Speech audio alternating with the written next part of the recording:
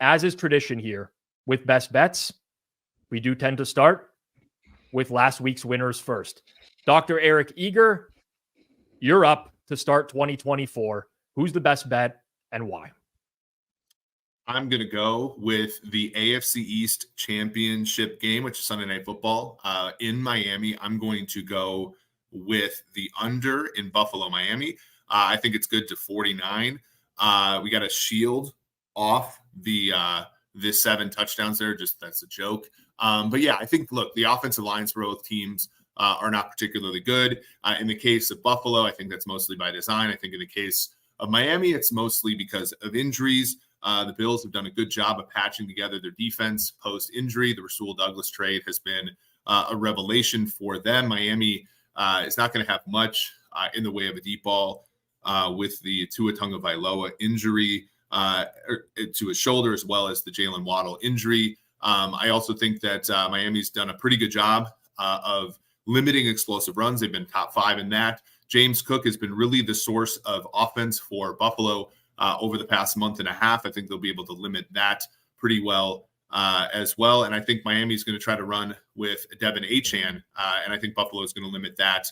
Buffalo hasn't seemed all that interested in getting Stephon Diggs, involved. And unless it's the 1 out of every 4 games where Gabe Davis goes off, I don't think they're going to be all that explosive in the passing game. So I think this one is an under game.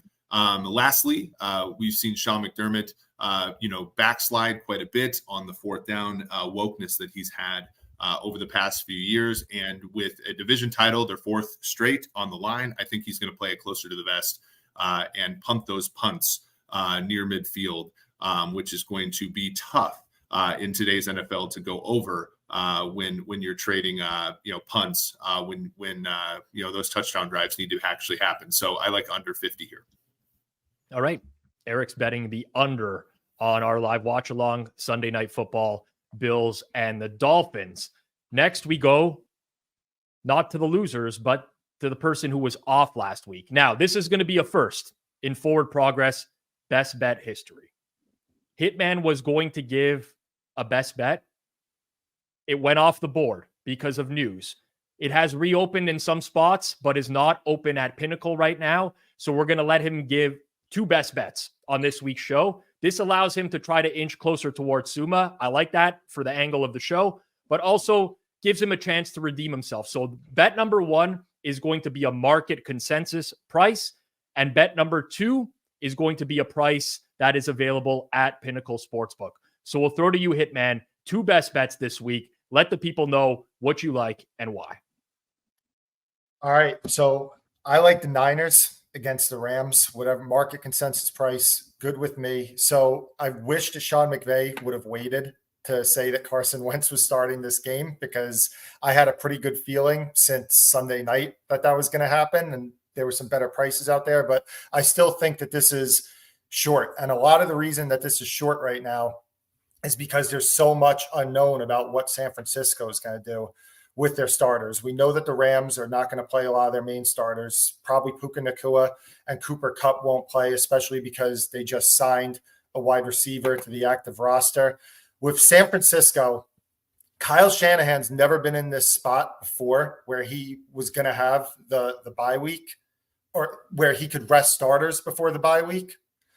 And he said that Mike Shanahan, his father, that he believes that it cost them a 3rd Super Bowl by the fact that Denver sat starters before the bye week back in the 90s. He said that John Lynch, who's very close to Tony Dungy, spoke about how he believes that the Colts were cost Super Bowls by sitting starters and with the bye week coming up.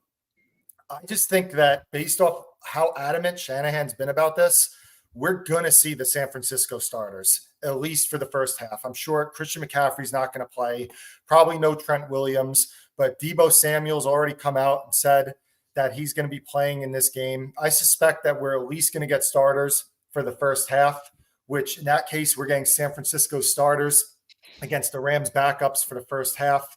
First half line probably should be at least something around 7, if that ends up being the case, before they give way to Sam Darnold in the second half.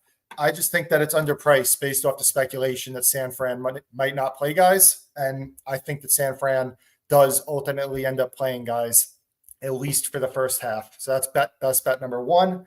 And best bet number two, we spoke about it earlier, Chicago Bears +3. All right.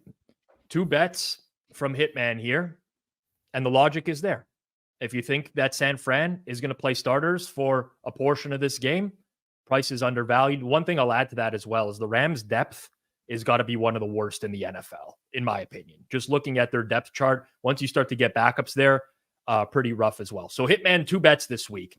Suma, over to you. Who's the best bet this week and why?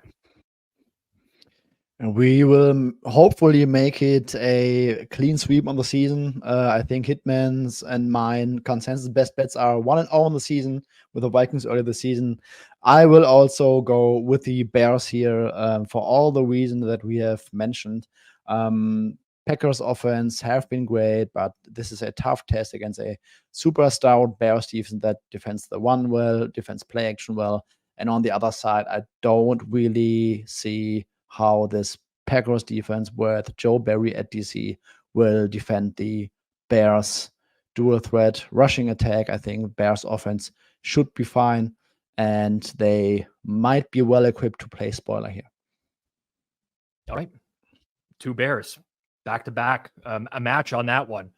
It's been hit or miss this year, but I think you're right. I think when you guys have paired up, it's been winners in the past. So hopefully another winner there. I'll close it off here with taking the Carolina Panthers against the Tampa Bay Buccaneers. Now, I'm using the main Pinnacle market right now, +5.5, -122, but you can click that drop-down box. You can get a +4.5, -110. I think that's playable all the way up to -121. Now, typically, I don't like to take bets that have already steamed a little bit, but I'm using my biggest numbers edge for this week, and this is the one. These teams played on December 3rd. It was week 13. Bucs won by a field goal. The market closed -3.5 with Tampa at home in that game. In that game, the Bucs had a 32% success rate on offense. They struggled to move the ball on 60 offensive plays.